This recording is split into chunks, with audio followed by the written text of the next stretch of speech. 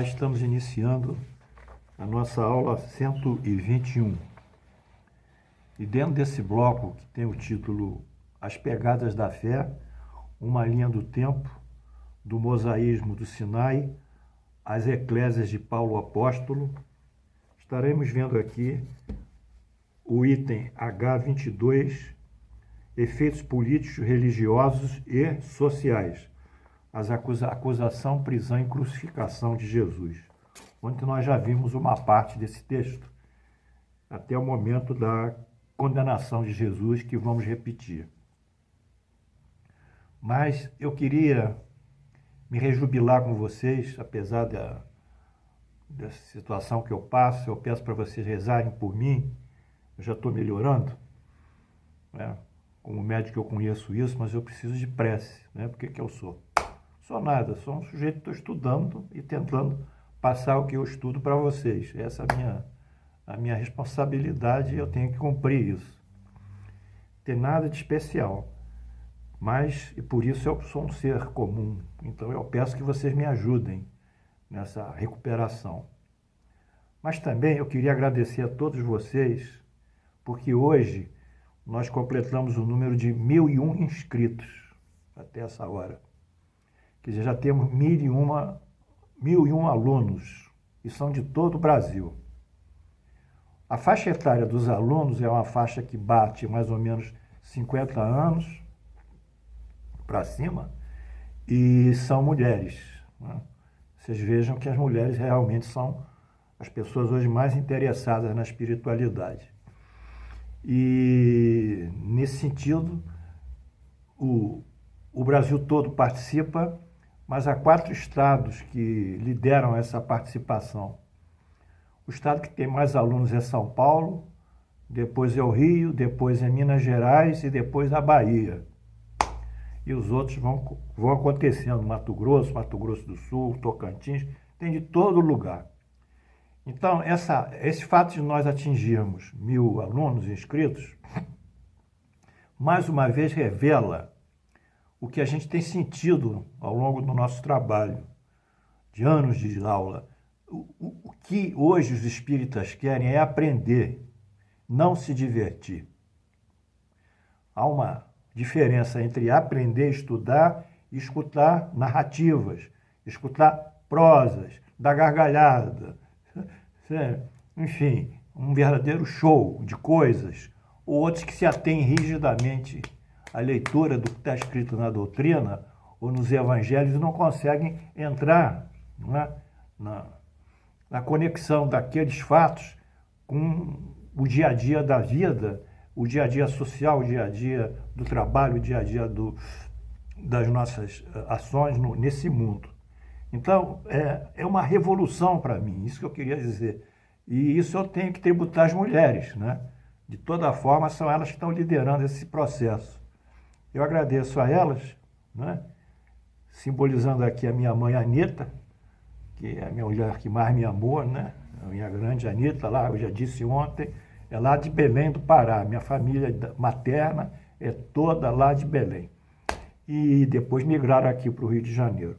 Então, eu quero começar hoje agradecendo a vocês, botando muita pressão espiritual em tudo isso, esperando me recuperar com maior rapidez, e vamos trabalhar para aprendermos, divulgarmos e amadurecermos no nosso cotidiano, nas nossas ações no mundo. Então, vamos em frente, pessoal. Jesus é condenado.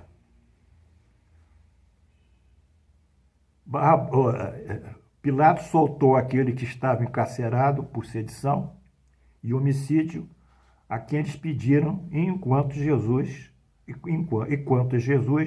o entregaram à vontade deles. E então Jesus foi condenado à crucificação. E como o conduzissem constrangendo um sirineu, é um indivíduo que pertence à antiga cidade colônia grega, chamada Cirene. Esse sirineu era chamado também Simão, que vinha do campo. Puseram sobre o seu ombro a cruz para que ajudasse a levar Jesus. Seguiam numerosa multidão do povo e também muitas mulheres que batiam no peito e lamentavam, chorando. Aliás, o povo, os judeus, o amavam. Tinham Jesus por um salvador, taumaturgo, aquele que realiza milagres. Choravam muito as judias, quer dizer, o povo judeu amava. Era um problema de poder e de privilégios calcado no sinédrio, no centro nervoso, religioso de Jerusalém. Porém, Jesus, voltando para essas mulheres que choravam, disse: Filhas de Jerusalém, não choreis por mim, chorais antes por vós mesmas e por vossos filhos. Porque dia virá que as estéreis não gerarão, nem amamentarão. O que Jesus queria dizer com isso? Ele estava prevendo a destruição de Jerusalém, que se deu nos anos 70 depois de Cristo, pelo imperador Tito. E com isso a diáspora e os judeus então se espalharam pelo mundo. Então ele já tinha essa premonição. A crucificação. Quando chegaram ao lugar chamado Calvário, do latim eclesiástico calvare, local do crânio, e na tradução do aramaico Gólgota, é um outro sentido, e na tradução em aramaico é Gólgota, em latim eclesiástico é Calvário, e no português passou a ser Gólgota. Ali o crucificaram, bem como dois malfeitores, um à sua direita e um à sua esquerda. Contudo, Jesus dizia: perdoai-lhes, porque não sabem o que fazem. Jesus vê a ignorância nesses centuriões, que apenas cumpriam determinações e ordens dos seus superiores, né? Não tinha nenhum sentimento. Aliás, Jesus é difícil de escrever. Quando eu for descrever Jesus, eu nem sei como vai ser possível descrever. Bom, então, depois da crucificação, eles repartiram as vestes de Jesus e lançaram as sortes, quer dizer, é uma espécie de sorteio, um jogo para quem que vai ficar com o quê de Jesus. Dividiram suas vestes, sorteando as mesmas. Essa questão de sortear vestes, né, de um indivíduo que está sendo crucificado ou que está sendo morto, já consta aqui no Salmo 22, 18, que diz o seguinte: o sofrimento e a vitória do Messias. Aí, o rei Davi já previa a vinda de Jesus. Salmo 22, 18. Repartem entre si as minhas vestes, e sobre a minha túnica deitam sorte. Aí, previsão. Bom, mas o povo estava ali e tudo observava. Tudo observava. Pilatos escreveu também um título e o colocou em cima da cruz, e que estava escrito: Jesus Nazareno, porque ele era, a família dele era da cidade de Nazaré, na província da Galileia. Jesus Nazareno, o rei dos judeus. Por isso que ele foi condenado. Essa foi a acusação. Os principais sacerdotes diziam a Pilatos: não escrevas rei dos judeus, e sim o que ele disse: sou rei dos judeus. Mas Pilatos respondeu: o que eu escrevi, escrevi. Então Jesus foi condenado por uma falsa acusação, com a pretensão dele ser rei dos judeus, quando ele claramente dizia a Pilatos: meu reino não é deste mundo, meu reino é o reino dos céus. A morte de Jesus e sua aparente queixa de ter sido abandonado por Deus. Em Mateus, lê-se o seguinte: 27, 45, 58. Desde a hora sexta, a hora primeira era 6 horas da manhã, naquela época. Então, a hora sexta, 6 mais 6, 12, meio-dia. Desde a hora sexta até a hora nona 6 e 3, 9, 3 horas da tarde, começaram a haver uns tremores na terra, sobre a terra. E clamou Jesus em alta voz, dizendo: Eli, Eli, Lama Sabachthani, em hebraico, o que quer dizer, Deus meu, por que me desamparaste? Essa passagem em que Jesus fala, Eli, Eli, que é Deus, Lama Sabachthani, por que me desamparaste? Ela consta lá no Salmo, que é um salmo também de Davi, que ele faz uma história do sofrimento e pede a Deus, clama a Deus ter desamparado ele. Mas o epílogo desse salmo é que Deus o atende. Então é presumível que Jesus, nesse momento, não estava dizendo que Deus desamparou ele. É impossível. Contraria toda a relação dele com Deus e Deus com ele. É impossível. É impossível, é um absurdo. Ou seja, ele estava repetindo aquele salmo de Davi sobre esse momento de sofrimento e dor, elevando o espírito dele a Deus e recitando esse salmo de Davi. E logo um daqueles centuriões correu a buscar uma esponja e, tendo-a embebida em vinagre, e colocou na ponta do caniço e deu-lhe a beber. Olha que maldade. Os outros, porém, diziam, deixa, vejamos se Elias vem salvá-lo. Quer dizer, eles achavam que ele não estava chamando por Deus, estava chamando por Elias. E Jesus clamava outra vez, e entregou o seu espírito a Deus. Coisa mais sublime de todas. De todos os eventos da humanidade contemporânea, antes e depois do Cristo. Se pudermos marcar um evento da sublimitude, da quintessência, da pureza, da elevação, da soberania, das coisas do Espírito, certamente esse momento em que Jesus sobe. Ali, ele cumpriu a missão dele. E ali, ele foi recebido pelo Pai. Esse é o momento mais sublime, não vou dizer da cristandade, mas é o mais sublime da história da humanidade.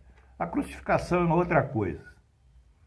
Outra coisa que um dia a gente pode tratar.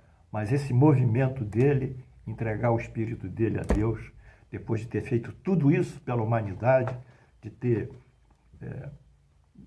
produzido, quer dizer, de ter proposto tantas coisas boas e modificado uma época, né? Porque nós temos duas épocas, uma antes de Cristo, depois de Cristo, né? Essas que são as nossas referências. Tem uns alunos que quer mudar até, falar era comum, mas isso é política, isso não é comigo.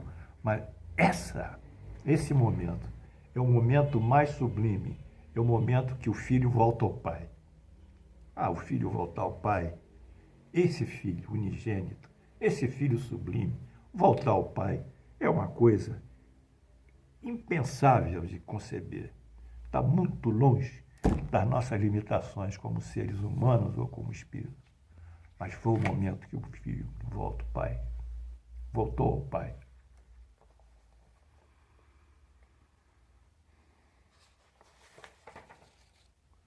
Fenômenos extraordinários ocorreram simultaneamente à morte de Jesus. Isso já é uma narrativa da Bíblia, mas não tem muita consistência, mas nós estamos repetindo. Eis que o véu do santuário se rasgou em duas partes, do alto a baixo. Quer dizer, no momento da crucificação, eles dizem, a Bíblia narra, que o véu do santuário se rasgou. Vamos ver o que isso significa.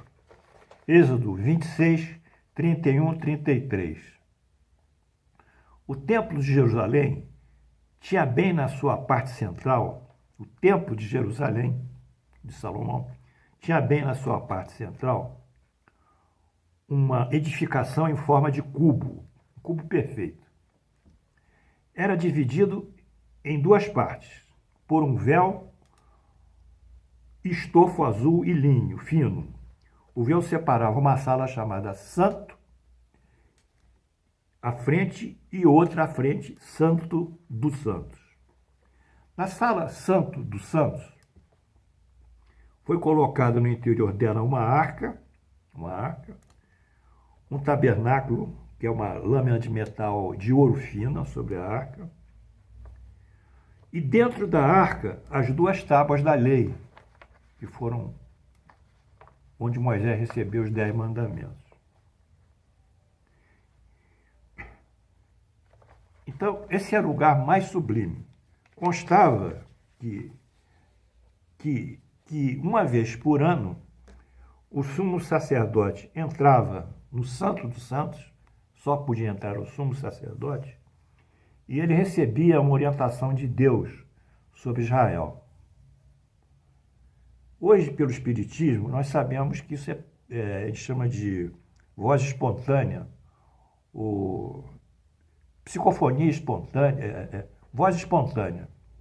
Quer dizer, no ar mesmo, sem médium, as vozes falam. Eu já vi isso algumas vezes, na época de aula em que o Frei Luís dava, tinha médios para fazer isso, né? Muitos anos atrás, nós tínhamos bons médios lá para fazer esse trabalho. Então a voz espontânea saía. E lá no Frei Luís nós gravávamos também. Levávamos sempre 2 gravadores. Porque o nosso presidente dizia, você levam 2, porque um pode falhar e o outro continua. E as forças do mal não querem que isso aconteça. Então nós gravávamos essa voz espontânea, que era a comunicação lá dos espíritos. Isso é um fenômeno, né? Não é nada surpreendente. Mas ele chegando lá, o sumo sacerdote, no Santos dos Santos, e tinham 2 querubins ainda em cima daquela lâmina de ouro, ele ouvia comunicações que eram espíritos, tutelares, elevados, superiores. Deus não dá para fazer isso. Né? Eram intérpretes de Deus, eles tomavam como Deus na concepção deles. Bem, o que aconteceu? Quando a terra treme e Jesus é crucificado, esse véu rasga, né? Que separa o santo dos santos do santo. Esse rasgar aí parece, a gente pode interpretar, como que aquelas tábuas da lei, a lei mosaica, o Deus de Israel, a partir daquilo ele ia para o mundo. Quer dizer, o Deus de Israel ia ser o Deus de Jesus, mas o Deus mais, eu diria, misericordioso, menos temente, mais amoroso. Ele ia para o mundo, né? Então isso é um marco também da passagem do povo judeu para o povo cristão dentro das comunicações espirituais mais sublimes e elevadas. Então é por isso que eu acho que rasgou no sentido de caracterizar que estou falando de espiritismo, que o cristianismo ia ser difundido por todo o mundo e não mais teria um povo eleito de Deus. Os eleitos de Deus seriam todos aqueles que fizessem a vontade do Pai que está no céu. Maravilhoso. E esses fenômenos geológicos, tremeu a terra, fenderam-se a rocha, abriram-se os sepulcros, muitos corpos de santos que dormiam ressuscitaram. Isso aí, peraí, para nós não dá. E saindo dos sepulcros, depois da ressurreição de Jesus, entraram na cidade santa e apareceram a muitos. Não dá. O sujeito morreu, biologicamente falando, começa a haver uma atividade enzimática e imediatamente as células vão sendo destruídas. Não tem volta.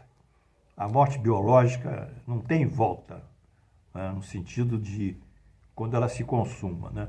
Então, mas naquela superstição deles, eles queriam dizer que ia acontecer mais coisas e começaram a embelezar, enfeitar esse bolo aí com essas ideias. Portanto, os fenômenos geológicos, tremores, a quebra das rochas, cadáveres saindo dos túmulos e aparecerem vivos, mortos saindo dos túmulos e aparecerem em Jerusalém, isso aí é uma narrativa fantástica, que não cabe dentro da doutrina espírita. Então, foi essa a nossa aula de hoje. Eu espero que vocês tenham gostado. Amanhã nós voltaremos, mas eu fico com vocês de todo o meu coração, com a sublimitude do momento mais importante para a humanidade. O momento que Jesus entrega seu Espírito e volta ao seu Pai. Nada disso supera, porque tudo isso é expressão do amor mais poderoso, o amor do pai pelo seu filho, do seu filho pelo seu pai. Que Deus nos abençoe. Amanhã, se Deus quiser, nos veremos.